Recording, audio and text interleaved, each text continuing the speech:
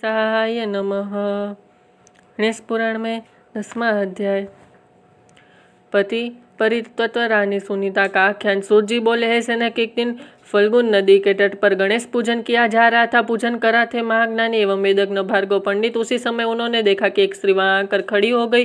देखने में वह किसी बड़े घर की है, किंतु मुख पर उदासी और चिंता के भाव थे तथा आंख ऐसी हो रही थी जैसे रो चुकी है। ऋषि की उसकी दीनता देखकर दया आ गई और वे बोले, महाभाग तुम कौन हो और कहाँ से आए हो? क्या यदि कुछ अभिष्ट हो तो बताओ, भगवान विनायक उसे पूर्ण करने में समर्थ है। उस स्त्री ने रोते हुए कहा, मुनीश्वर मैं मालव देश में महाराज चंद्रसेन की पत्नी हूँ। यद्यपि महाराज अत्यंत धर्मज्ञ, नितज्ञान और परम बल वैभव संपन्न है और मुझ पर प्रेम भी बहुत करते थे, किंतु मेरे कोई संतान न होने के कारण उन्होंने मेरी ही अनुमति से दूसरा विवाह कर लिया। फिर तो वह उसी के प्रेम में आसक्त रहकर मेरा तिरस्कार करने लगे। मेरी सौत ने मुझे दासी से भी बुरी अवस्था में डाल दिया। फिर उसके एक सुंदर पुत्र उत्पन्न हुआ जिसका नाम पद्मसेन रखा गया। उसके समस्त संस्कार विधिवत हुए और विद्यार्थी के पश्चात मंत्री के राजकुमारी से उसका विवाह भी हो चुका है। मुनिनाथ फिर मेरे पति समस्त परिवार के सहित गया और पिंड दानार्थ आए और आज समस्त धर्म कार्य संपन्न होने पर थके के कारण पलंग पर सो गए। मैं उसकी सेवा सुता में लगी थी तब मेरा सोत वहीं आई और उसने मुझे अनेक गालियां दी तथा लात गुस्से से प्रहार किया। तब मैं अपमान न सहन करने के कारण आत्महत्या के विचार से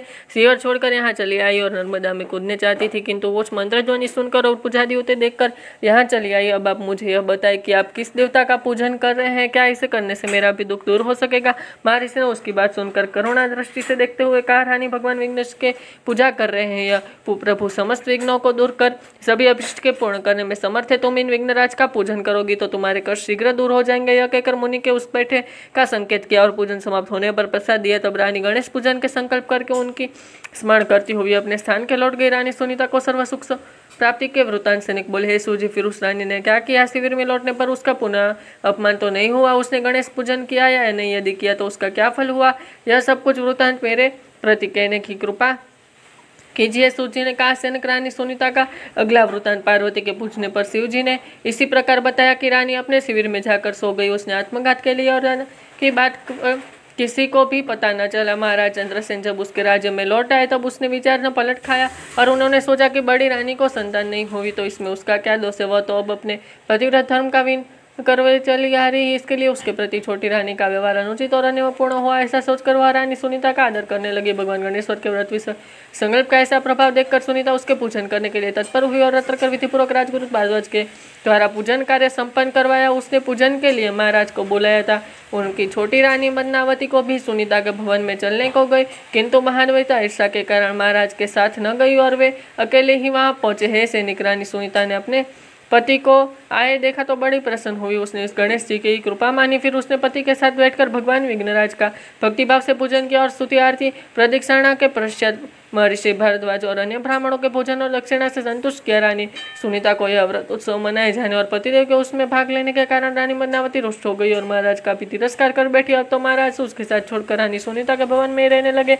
कालांतर में गणपति की कृपा से रानी गर्भवती हो गई। अब तो महाराज ने स्वयं ही प्रसन्नता के कारण सुनीता का भवन में विघ्नेश्वर के पूजन का आयोजन किया और उसमें रानी बदनावती को भी बुलाया, किंतु वह रुष्ट रहने का कारण नहीं आए। पूजन के पश्चात महाराज स्वयं भी प्रसाद देने के लिए रानी बदनावती के महल में गए, किंतु रानी ने प्रसाद नहीं लिया। राजा अपमानित होकर बड़ी रानी के भवन में लौट आया। उधर बदनावती खुश नहीं हो गई, इस कारण राजा ने उसका परित्याग कर दिया। इधर रानी सुनीता को पुत्र रत्न की प्राप्ति, उसके जन्मोत्सव बड़ी धूमधाम से मनाए गए तथा उसके जात कर्म आदि संस्कार समय समय पर कराए जाते रहे। उस प्रसन्नता के कारण पुरोहित, ब्राह्मण, अतिथि आदि को पर्यान दान दक्षिणाएं दी गई। बालक का नाम लक्ष्मण रखा गया। अब बदनावती अत्यंत दुखी थी। जब उसने कन्या कोई उपाय न सूझा तो रानी सुनीता के पास जाकर बोली, बहन मुझे पीड़ित पर कृपा करो, मैं तुम्हारी शरण हूँ। सुनीता को उस पर दया आ गई और उसने कहा, बहन तुमने भगवान विघ्नराज का अपमान किया है, उसका प्रसाद तथा ठुकरा दिया है, इसी कारण तुम्हें इस घोर दुख की प्राप्ति हुई। अब तुम्हें उन भगवान का व्रत और पूजन करो। यह सुनकर अपने संकल्प पूर्वक भगवान विनायक देव का व्रत किया और पूजन किया, जिसके प्रभाव से वह रोग मुक्त हो गई और पूर्व सम्मान के प्राप्त होकर सके। अब दोनों रानियां बड़े प्रेम से रहने लगी तथा राजा के